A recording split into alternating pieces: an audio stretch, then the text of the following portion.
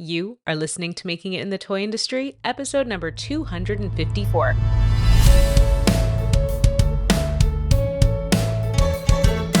Welcome to Making It in the Toy Industry, a podcast for inventors, entrepreneurs, and makers like you. And now, your host, Azhelle Wade.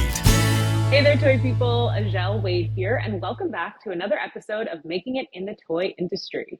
This is a weekly podcast brought to you by thetoycoach.com. Today, we are celebrating the legacy of Blurt with none other than Tim Walsh. Tim is a well-known game designer, award-winning filmmaker, best-selling author, professional speaker whose work has sold over 7 million copies worldwide.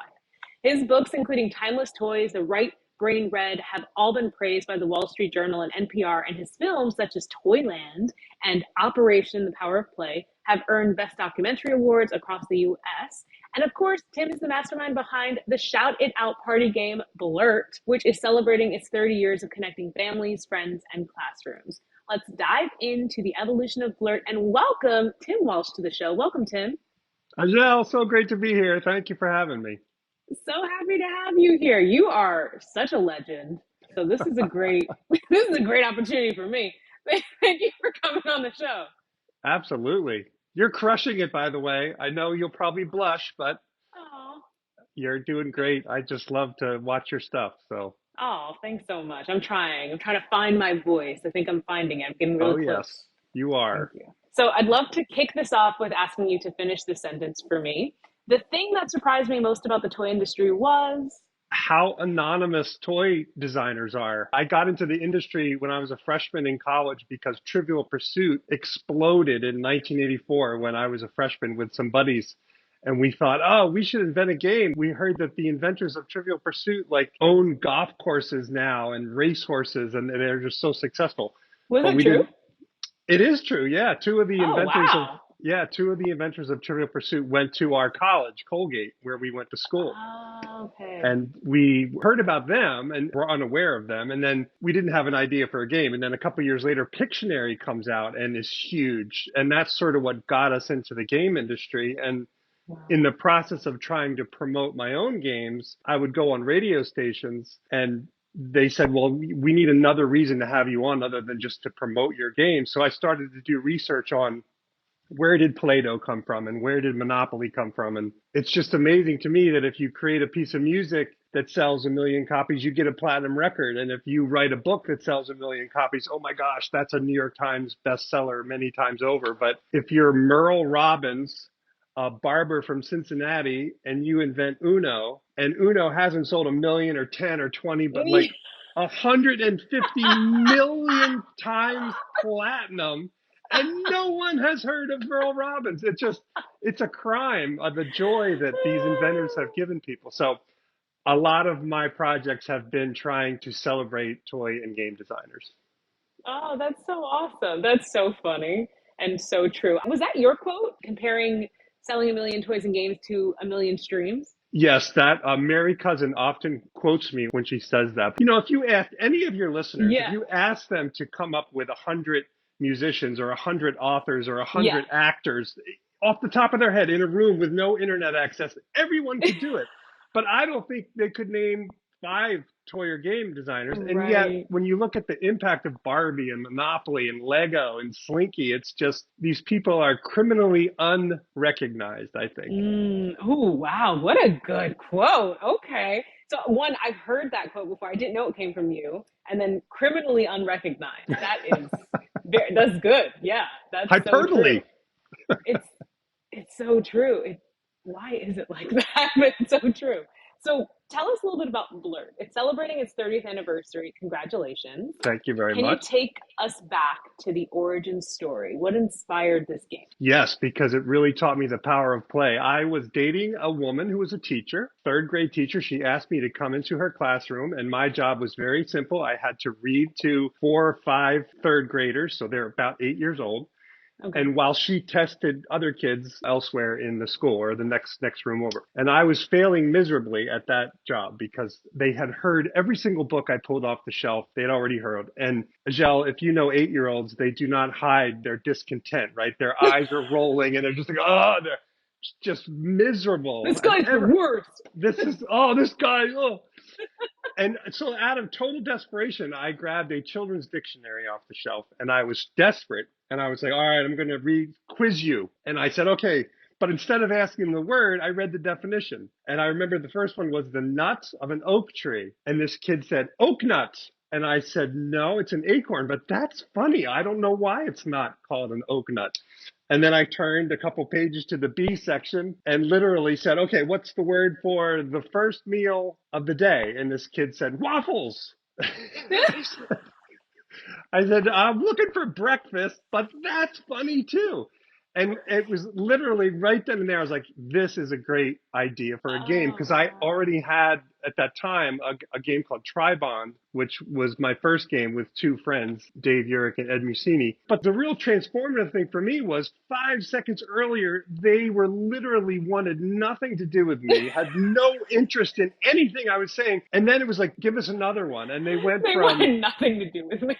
Seriously. And they were like leaning on the edge of their chairs, like, give us another one. And I was like, wow, that's the power of play to engage kids. It was pretty amazing. I went home and came up with a prototype called DeFUNitions.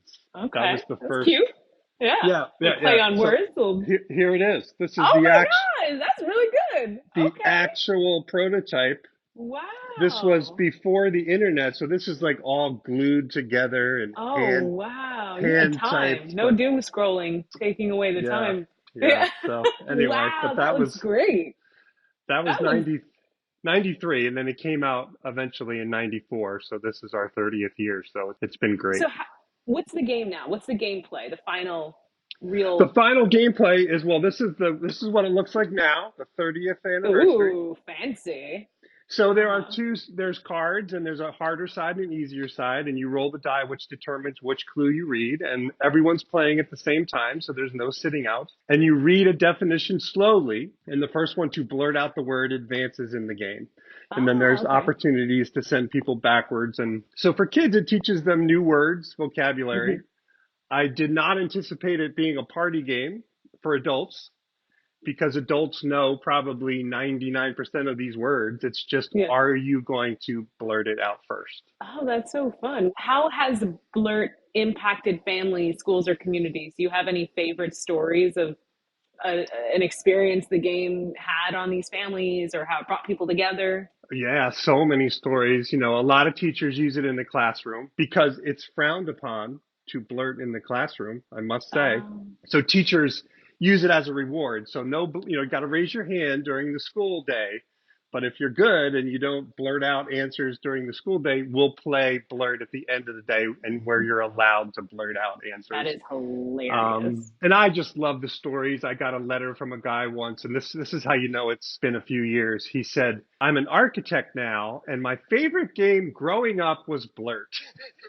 I was like, wow, really? I feel really old. But it was exciting, you know, and I got... You know, I was thinking when you were telling your story, I was like, oh, I was too young to even play this game when he was testing it on these kids. I was like, oh, that's interesting. Time, man. Time is crazy. Yeah. I'm just thrilled that families enjoy it. You know, I got one Thanksgiving, I was, after you eat, you're kind of comatose, and I was scrolling through Instagram or something, and I found someone had posted their family around the table, and there's all these leftovers, and they're playing Blurt, and I didn't know who they were, but it was just like, you know, to be invited into their home and be a part of their family celebration, that's pretty cool. I'm sorry, you've got me stuck on this. Why can you sell 1 million books and be a best-selling author and not... like, I'm stuck. We've got to figure it out. What is it? Because I don't believe that it's clearly not that your game Blurt isn't having the impact of a best-selling book, but is it our industry kind of failing to uplift the items that do sell so well or do have such impact? What is it that we're missing? Like New York bestsellers, like they have the New York Times that can lift this book. What is it that we're missing? Well, I think it's changing, and Mary Cousin had a lot to do that. For people that don't know Mary, I listened to your podcast with her a while back. Yeah. She's been very vocal about promoting inventors. You know, with Blurt, Educational Insights, the company that does that game, has put a lot of inventors on the side of their boxes. I remember when I first broke into Yes. the industry, Marvin Glass, the famous designer from the 60s and 70s, was the only person that had the clout to have their name or their logo on the side of a box. And Okay. then years later, Brian Hirsch, who invented Outburst and a few other games, he got his logo. And it was a big deal because inventors were really anonymous. It was the companies that took the forefront, right? It would be the analogy I've used in the past is imagine the White Album by Apple Records, not the Beatles. But Right. Oh, you would never interesting. do that. You know, you wouldn't say this is Top Gun, the hottest Oh, movie of that's the year, and so it's interesting. by Universal. You know, it's Tom Cruise is Oh, the that's interesting. so, you know, it's funny how that works, but I think it's changing. The Euro Yeah. games, the games from Europe that people refer to as Euro games, have started putting authors on the side of the box or designers on the side of the box for some years now. You know, I don't look at myself as I wish I was more known. A million is really a great number, and that's Yeah. wonderful. But when you look at like Uno Hmm. or Lego. I mean, when something has sold over 100 million copies, to use a music analogy, you're in the realm of like the Beatles, Elvis, Taylor Right. Yeah, Swift, yeah, yeah. Eagle. I Yeah. mean, there's You're the never working impact. again, right? Yeah. The You don't cultural, have to ever work again. yeah. To your question, I think maybe it might be our culture that we value work. We have Yeah. expressions like good work, way to work. We, you know, don't play with that, quit playing around. I think there's Yeah. a negative connotation with play where it's frivolous to the point where if you make, is it a tchotchke or just a throwaway thing? But my goodness, when you think about the value of play and what it does for people, I think we need to do a better job of making toys and games and their designers better known. There are a couple of companies that I've talked to that are trying to copy the music industry's model and bring it into the toy world. I wonder if they'll be successful, but put those companies aside. What you made me realize is like the Beatles, for example, there's a record label who is building them up as a brand, right? While helping them release this album. So maybe it's us as an industry. If a manufacturer or toy company sees an inventor who they're like, oh, I really believe in this person. Let me sign them and then tell them we're going to build them up as a brand that which will help lift anything that they create, which will benefit them and benefit us. Maybe that's like the next step. Like a picture on the back of the box is great, but how many people are going to flip that over, understand what that means? But like if it's not just a picture on the back of the box, but it's like a full spread explaining this inventor and why they made this, and the Yeah. story and, and it's building the brand. That's where the shift I think is going to happen, right? You're just making me think and I'm loving it.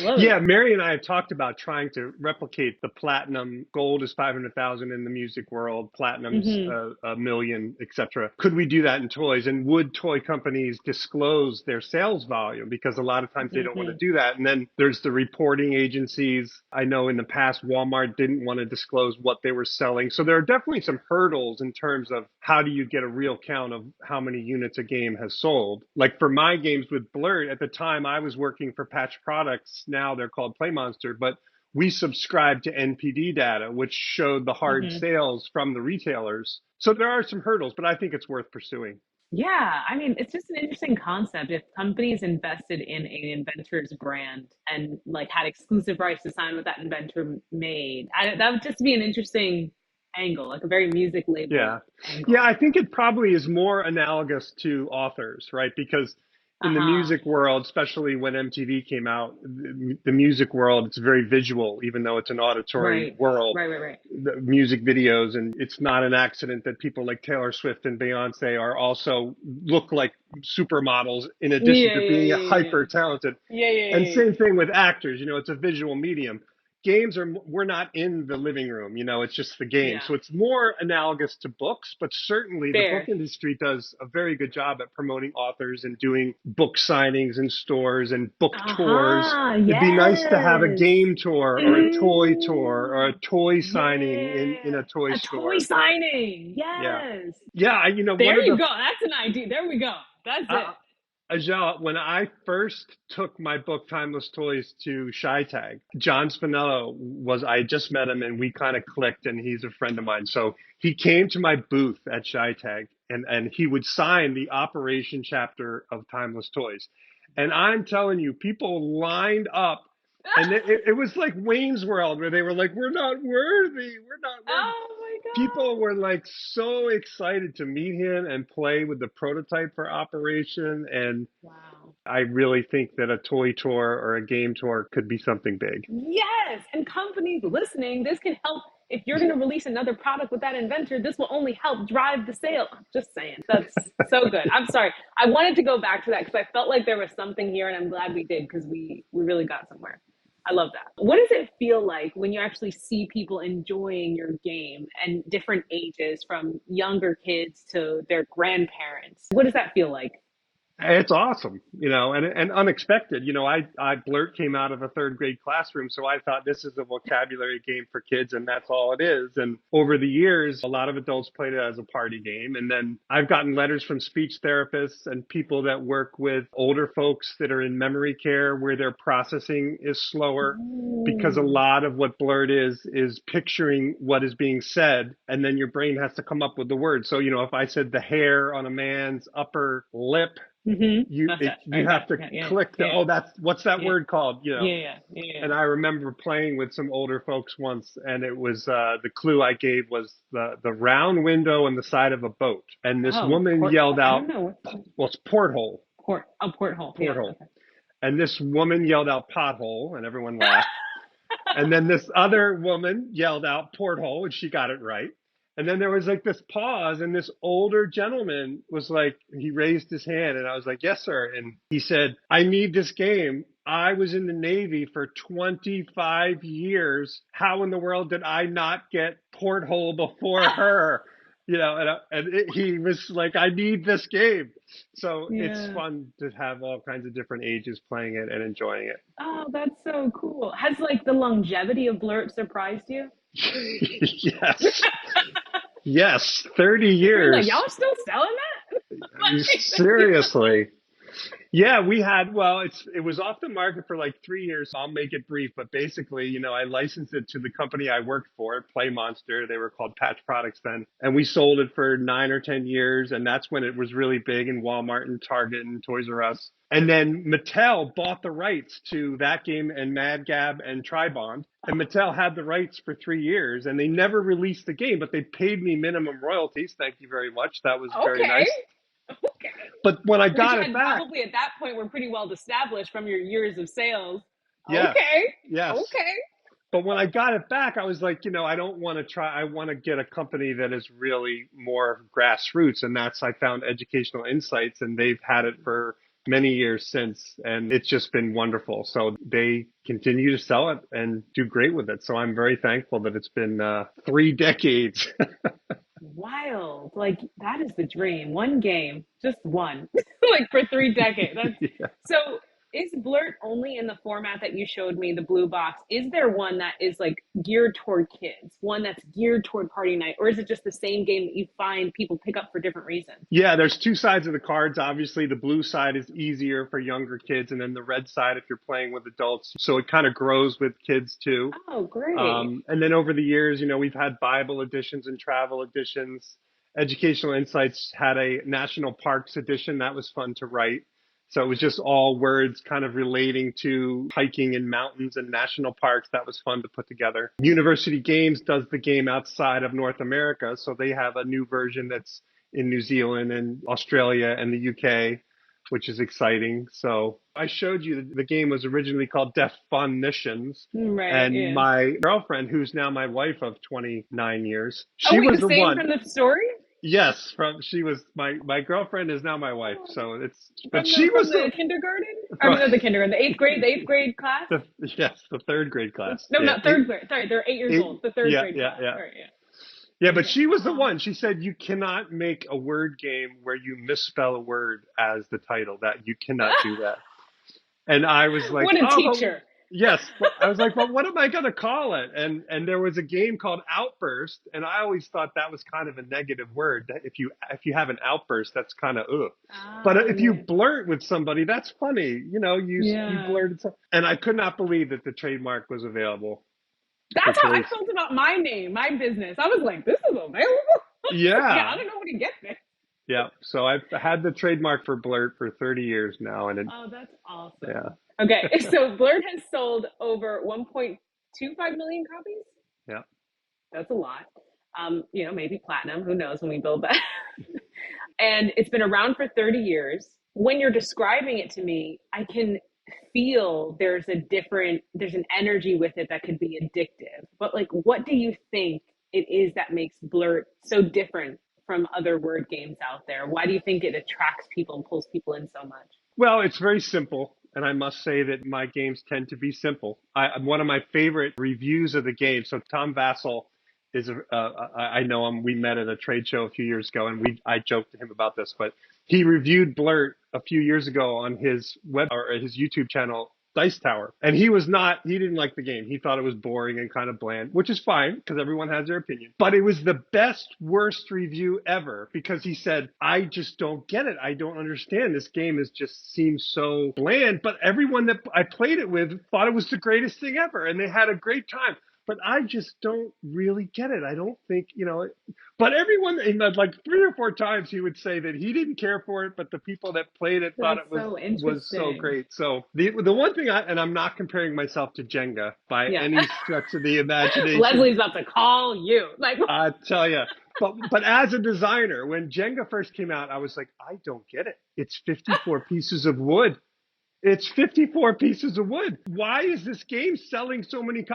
And then I played it. And I told Leslie this story when I interviewed her. I said, it is probably the greatest game ever designed. It's got gravity and tension and all these things. Wow. So for Blurt, I just think it's the simplicity of, hearing and then processing and then trying to be first. And when people are trying to be first, they blurt out funny things, which creates a lot of humor. Yeah. So I think that probably has something to do with it. And the listening, a lot of teachers don't talk about the vocabulary that it's building as much as they talk about it teaches kids to listen. Because you can't play the game unless you're really listening to what's being spoken. Oh, that's really good. Huh. Great. Have there been any challenges in keeping Blurt relevant all these years? Oh, sure. We the game industry is interesting and different than toys in that the bar of entry is very low. Anyone can create a game. Not anyone can create a toy. There's tooling often, and it's much more difficult to come up with a toy. Games are sort of the low-hanging fruit of the toy industry. So unless you really are going to market a game quite a bit, it's not going to sell. Because the other thing about toys is if I look at a plush or I look at a science kit or I look at a ball, I know what that is and what I do with it. A lot of times instinctually. A game, I have no idea how that plays unless I play it or flip it over. So I think games take more marketing. So, oh my goodness, the number of hours that I have spent playing Blurt on radio stations and in stores. And I probably have said the nut of an oak tree, I don't know, 100,000 times in my life over 30 years. But no, it's been great. We've had a couple of high points that I can remember is Literacy Volunteers of America. We were able at the heyday when Blurt was in all the mass market stores, my company gave $50,000 of our royalties to Literacy Volunteers of America to help teach people to read a lot of English as a second language because a lot of people that are just learning English use Blurt because it's, again, you hear sort of the setup and you have to come up with the word. And then I got to give my hats off to Educational Insights. In 2018, they got Blurt in Chick-fil-A as a Happy Meal, or I guess they call it a kid's meal in Chick-fil-A. So that was incredible because it was designed in a school here in Sarasota, Florida. And I drove to the Chick-fil-A like 1 mile from the school where the inspiration came. And then here I am, 28 years later or something at the time, driving through the drive-thru and getting a little mini Blurt game in my chicken nugget meal. So I thought, oh my gosh, this is a full circle moment. Is it in Chick-fil-A now? No, this was 2018 where they did a promotion. So that was fun and memorable. That's very cool. All right. I'd love to move on and talk more about the power of play in creativity, connection, and design. So some people, like you were saying earlier, often dismiss the idea of play as being frivolous, but you built an entire career and business proving otherwise. Why is play such a powerful force for connection and creativity, in your opinion? Well, it's kind of hard to overstate how important it is for connection. I mean, that's how kids socialize one another is through play. And kids that aren't socialized and don't get a chance to play are just miserable kids because they don't have a relationship with their peers. And it's kind of like we have rough edges when we're kids and we don't know how hard we can push someone and not hurt them. Or kids rub up against each other and they round off their rough edges, right? And it's just so sad. Like if you read Stuart Brown's work on play deprived kids. I mean, kids that don't play grow up to be really, they have no resiliency. They have no friends. It's just such a sad, sad story. So it's really how we connect as humans is through that play bond. And then in terms of creativity, I think talk to any creative person, they say, well, you can't be afraid to fail, right? If you're in a creative industry and you come up with an idea and the boss says that's stupid, that's not a very creative place. And it's not a place that's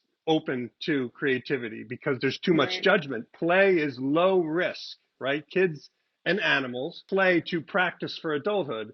And it's very low risk for them because if you have a really bad idea as a kid, it's a little too dangerous. You want that idea to die so that you don't die, right? That's the sort of the 20,000 foot view of this is low risk. We need to allow for failure and let kids get their bumps and bruises. And that's how they grow up. So for creativity, my goodness, if you have a playful attitude, it's all the difference in the world. There are no bad ideas. There is no such thing as failure. It's just that's not the direction we're going to go. We're going to try this. So I think from a creativity standpoint, play is just indisposable. When you did the film Toyland in 2013, did you learn anything about the impact of play while doing that project? Oh yeah, because I interviewed just these legendary inventors. It was what a blessing to, I spoke to Milt Levine, the inventor of Ant Farm before he passed, and Betty James, the developer of Slinky. What a legend she is. I mean, she was running a company in 1960 long before there were female executives doing what she was doing. I mean, her story alone was worth just talking and sitting down with her and Eddie Goldfarb and just everyone. It was just what I learned really is just the creativity of people that harness the power of play. Like one example is Ren Geyer, who I know you know. So he was the co-developer of the Twister game and also the Nerf ball. So he's doing okay for himself. He's doing all right. He's doing okay. He's all right. Well, I didn't know anything about him other than that he created those two things. So I take a film crew to his house, which is in Gasparilla Island, not too far from where I am right now. We go there and he goes, well, let's go upstairs and we'll talk upstairs. We'll set up the cameras up there. So I'm walking up the steps and on either side of the stairwell, there are all these gold and silver record awards. And I'm like, Ren, what? And he said, oh, my daughter and I formed a music company in Nashville, and we've had some success. He's won a Grammy. What? Yeah. So I'm like, what? Then we get up the stairs, and I'm looking around his studio, and there's all these prototypes, and, obviously it's a toy place. And I go, what's that? And it was the Sunday System was this box on the top shelf of his bookshelf, and it didn't look like a game. And he goes, oh, I have dyslexia. Several of my kids have dyslexia. It's a reading system that we developed with another woman. We're in 1,800 schools around the country. And I was like, what are you? So I convinced him to write a book, which is Right Brain Red, is Ren's book. I helped him write it. I said, people need to know about you beyond your toy world, right? Wow. So that was eye-opening for sure. Wow. Where'd you come up with the term entrepreneur? Where'd that come from? Because I'm a hack. That's where it came from. No, I just thought it was fun. I think I have adult attention deficit disorder because I'm always like, oh, let me try to write a book. Oh, I think I'm going to make a film. If I would just focus on toy and game design, I'd probably be better off, but I can't help myself. So yeah, entrepreneur. I love our industry. I think it's the greatest industry in the world, and it's unlike any other, as you know. Mm-hmm. Well, how has embracing that playful mindset influenced your approach to business and life? Is it just that you kind of hop around and go with where your heart desires, or does it help you show up in a playful way instead of being super serious all the time? Like, how does that entrepreneur mindset influence your work? I think can be a depressive sort of person. I'm not. What? I, I know it's Yeah. weird. I've talked to Peggy Brown about this, another friend, a mutual friend of ours. I'm Yeah. pretty much an introvert. I can talk and be in front of people, but it really just drains me. So when I go to a trade show, a lot of times at night when people are at the bars, I'm like in bed because by the time I hit 8 o'clock and I've been talking all day, it's like I'm just wiped out. So I feel like play has sort of opened up possibilities for me because I feel like my personality is kind of middle of the ground, middle of the road, I Hmm. think. And there's a fearlessness to play, right? Because when you study play in kids, if there's war or things that are, if they're hungry, play stops because it's Yeah. just, there's bigger things. So if Yeah. you are blessed enough to have enough food and safety around you that you're able to play, it's transformative. So I think taking it into business, I feel like playful companies that are able to do that dance, part of the polarization that I feel like is happening in the US, I can't help but think there's a loss of play there because in past years before the internet drove us all crazy, there would be a dance, if you disagreed with someone, there would be this reciprocal sort of play, a back and Hmm. forth that Hmm. that somehow we've lost. And I feel like play Yeah. could be maybe a bigger solution to some of our ills. Oh, that's a very good point. That's very interesting too, the thought that the internet did that to us. I feel like I grew up without social media being so prevalent, but it very quickly happened as I was an adult. So I feel like I noticed the change you're describing, but hearing you say it, it's like reaffirming that, yeah, things were different at some point. They weren't always so black and white and people weren't always so aggressive and so, I don't know, like unaccepting of different ideas. Yeah. Yeah. And I think the algorithm rewards conflict, unfortunately. And I think Right. that's been proven, that if you say something nice, you don't get as much engagement as when you say something controversial or you read something controversial, you tend to interact with it more. And I think that's what's driving us crazy. The internet's a wonderful thing on many ways, but it's Yeah. also the social media because a lot of, It's training us to want conflict. It's training us to think conflict is how you get adoration yeah. because the conflict posts get adoration. But if you're just talking to a human and not to an algorithm, the conflict actually wouldn't get adoration. What would get adoration is like appreciation and understanding. And so that's so interesting. Yeah. And how many But we're getting deep. problems, how many problems and great ideas have come from people that were bored? Right. Yes. That they're just sitting there and it's a trope to say, oh, I had my best idea was in the shower or while I was Yeah. driving. Yeah. And if every moment you're reaching for your phone and Yeah. not allowing yourself to be bored, to let your mind wander, then you're missing out on maybe a great idea or something else. So I just wonder and worry about the slot machine effect of our cell phones that you're constantly Yeah. grabbing that lever to get another dopamine hit. I got to share a story now because when I first started working in the industry, I worked in New Jersey and I lived in Brooklyn.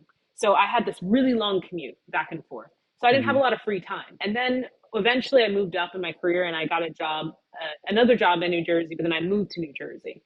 And then I wasn't very much a TV person. I don't think I had a TV. So I would get home at like 6. And then I would be like, what do people do with all this time? So then I started a business because I was like, I don't even know what people do with all this free. I started sewing things. And then I was like, maybe I should Awesome. start like a clothing company. So then I started a clothing, like a convertible costume company. And like that, there's not a lot of space for that in my life anymore, partially because of social media, maybe a little bit because of TV. But like, yeah, we just need time to just sit with ourselves in quiet and just feel bored. So you just have an idea to do something else. Yeah, and it's the discomfort. I just feel like, weaved into this conversation of the internet, I think is overprotecting kids, right? Because I just feel like you can't protect kids. You can only make them stronger, right? And I feel Mm, like that when we do overprotect kids and kind of bubble wrap them, we might be protecting them in the moment, but the long-term effects outweigh the safety you might be giving them in the moment because yeah. it's just through that boredom or, for a lack of a better word, pain. When you're sitting Yeah. there like, well, I'm not going to watch TV and there's nothing else to do. What am I going Yeah. to do? And that through that discomfort, you were like, I'm going to start a business. Yeah. Imagine if that wasn't the case. Wild. Ah, this is so good. What would you say to someone who thinks they're too old to play? Nonsense.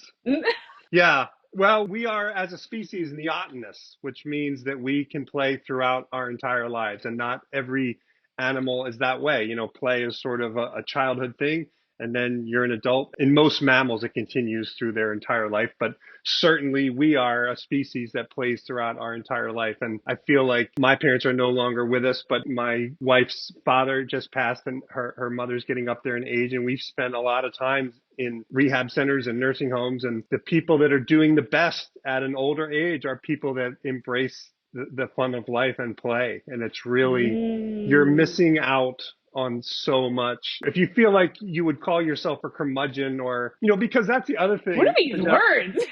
Monotonous, curmudgeon. I need to get Blurt. That's what I need to do. Wow. What lessons has Blurt taught players, or even you? Because sometimes games teach us skills in unexpected ways. So is it the vocabulary, the listening? Is there anything else that you think Blurt has taught you or taught others? Yeah, I think most people think of it as a word game, and I sort of gave away that extra thing that it does, which is the listening. I think that's a very big Right. part of it. But obviously, the main thing is the time with family. When Trivial Mm. Pursuit exploded and sort of opened the door for adult games. Prior to Trivial Pursuit was chess and Scrabble, and there wasn't many games or party games for adults. And the reason Trivial Pursuit was so awesome, it wasn't necessarily the question, but when you answered a question about Gilligan's Island, the conversation that was such a silly show, and the professor could make a phone out of a coconut, but they couldn't fix a hole in a boat. Oh my, and then all these conversations that came out Yeah. of the game. So my biggest thing with Blurt after 30 years is just the fact that people have enjoyed one another around a table Mm. and laughing at what people blurt out that's incorrect. Or so that's part of I guess the benefits beyond the play itself is the That's connections with awesome. people. Yeah. Before we move on to our closing questions, where can people go to buy Blurt right now? Probably Amazon.com or specialty stores. Educational Insights is doing some stuff on TikTok with me where we're playing it on TikTok, which is talk Ooh. about an old dog learning a new trick, Azhelle. I'm not even that. I'm Oh not. my gosh. TikTok is a lot for me. Yeah, yeah, yeah, yeah, It's a yeah. lot. So, It's addictive. It is built way too well. It is insanely addictive. yeah, yes, yes. So, but yeah, Amazon, or they can call their favorite toy store and see if they have it. But yeah, Okay. check it out. Then we will put the link in the show notes. So head over to thetoycoach.com/podcast and look for this episode to find the link. With 30 years of Blurt behind you, what's next on your creative horizon? Any exciting Ooh. new games, books, or films in the works? Yes, I have 2 games coming out with Mindware, and another with Ultra Pro, and knock on wood, I'm hoping one with Smart Toys and Games. And then I have Oh, 2 toys coming out, I wow. hope in 2025 or 26. You've been So busy. yeah, COVID hit, and like a lot of people, I was consuming way too much. And I was like, I need to stop binging Netflix and go the other direction, create stuff. So yeah, I've made a concerted effort. Nice. What piece of advice do you wish that more toy or game inventors knew about? Invent a lot of stuff. When you first get in the industry, a lot of times you invent one thing and it's your baby, and Hmm. you put a lot of your time into it. And then for whatever reason, if that thing doesn't go, you're like, what do I do now? And I have licensed things that I thought would never fly, and then all of a sudden they do. I'm embarrassed to say that early in my career, I flew up to Spin Master to pitch them something, and it was a pass. And then they said, what else do you have? And I said, that's it. And they said, you flew to Toronto with one idea? And I was like, well, I Yeah. believed in the idea. I was like, what? And obviously now when I pitch, I have probably at least 10 things that I'm showing at a time. And You hear um, that to people 10 things, because yeah, I meet with people all the time.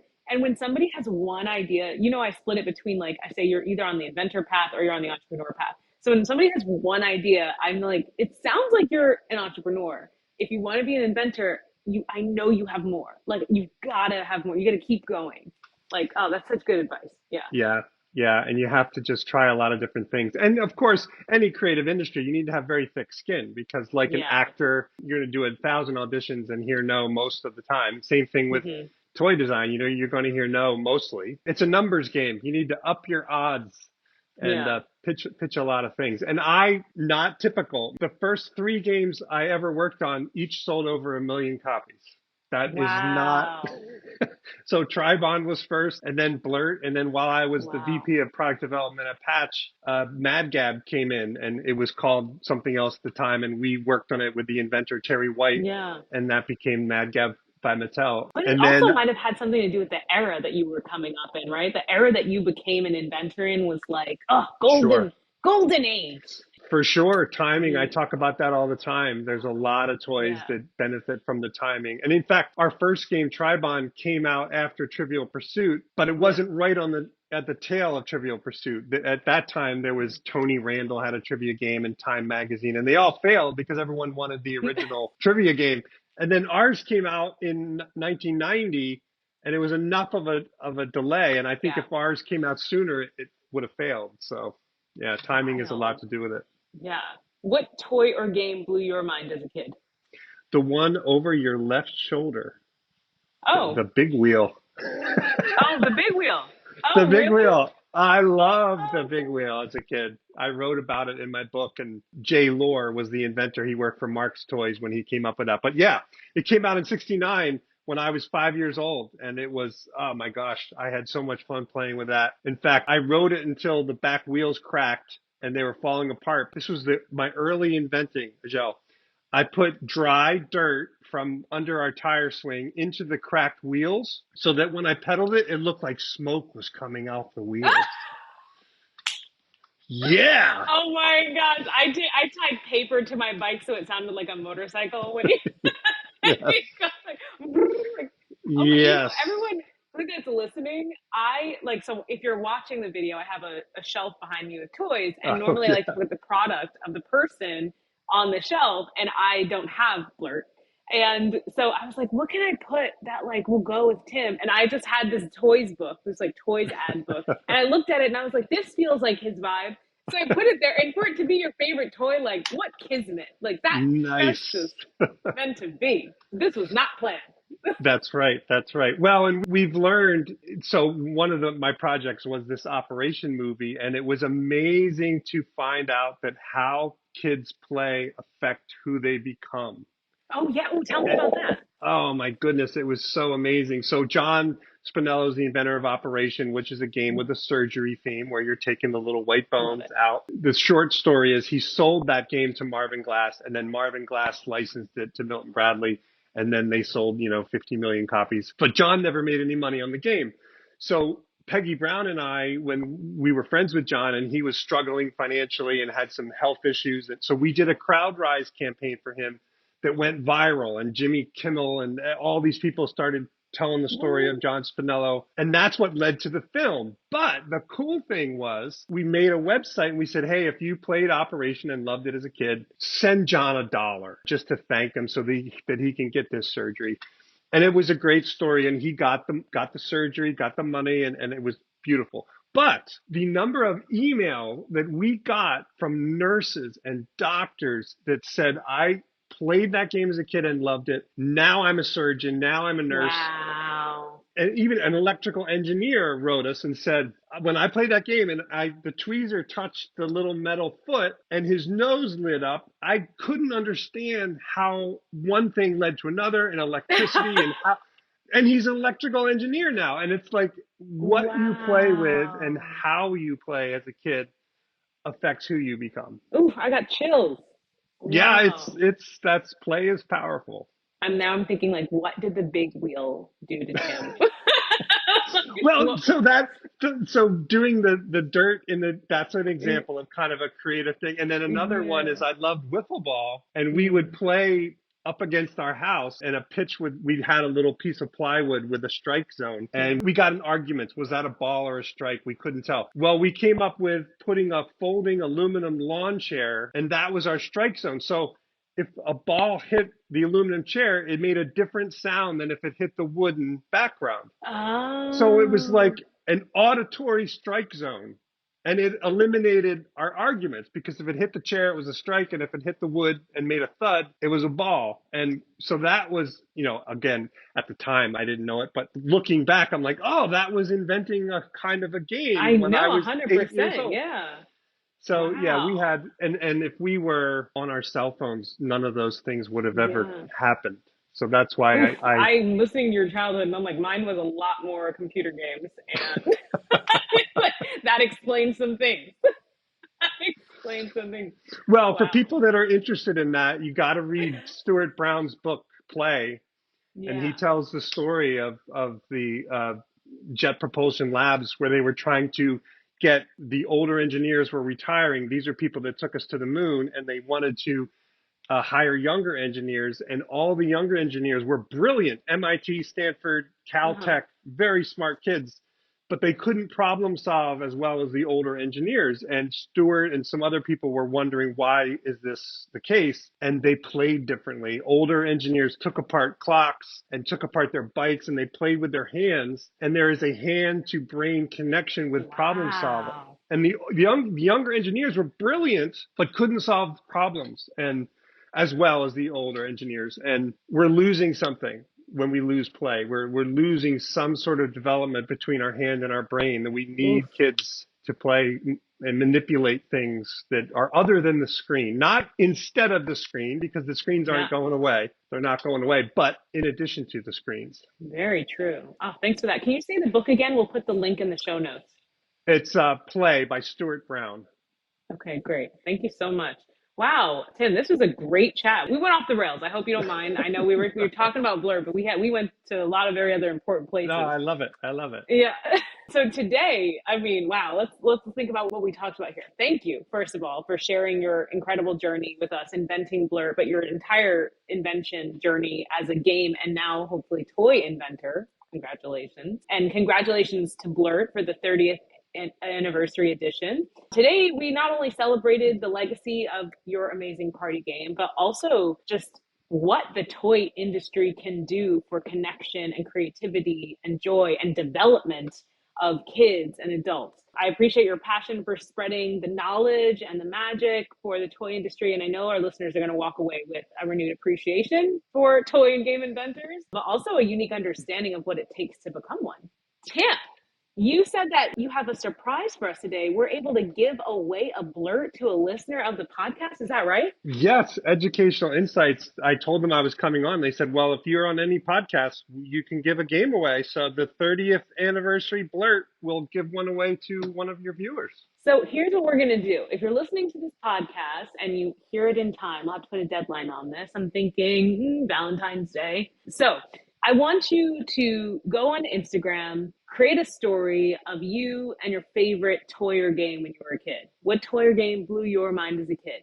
Tag me as the toy coach so I can see your post, and we're going to pick a winner from all the people that post from now until February 14th. And then we will select one person to get a free Blurt game. Sound good? Love it. Great. Awesome. So where can our listeners connect with you if they want to connect with you after this? Well, my website is theplaymakers.com, but Seize the Play. all my social media is Seize the Play. Instagram, LinkedIn, everything is Seize the Play, so they can go there. Awesome. Thank you so much. If you love this podcast and you haven't already left a review, what are you waiting for? Your reviews keep me coming back week after week, and it inspires our guests to join us as well. Every time I get a new review, I get notified on my phone. It puts a huge smile on my face. So please, wherever you're watching or listening, please scroll down and leave a rating and review. As always, thank you so much for spending the time with me today. I know your time is valuable and that there are a ton of podcasts out there. So it truly means the world to me that you tune into this one. Until next week, I'll see you later, toy people. Thanks for listening to the Making It in the Toy Industry podcast with Azhelle Wade. Head over to thetoycoach.com for more information, tips, and advice.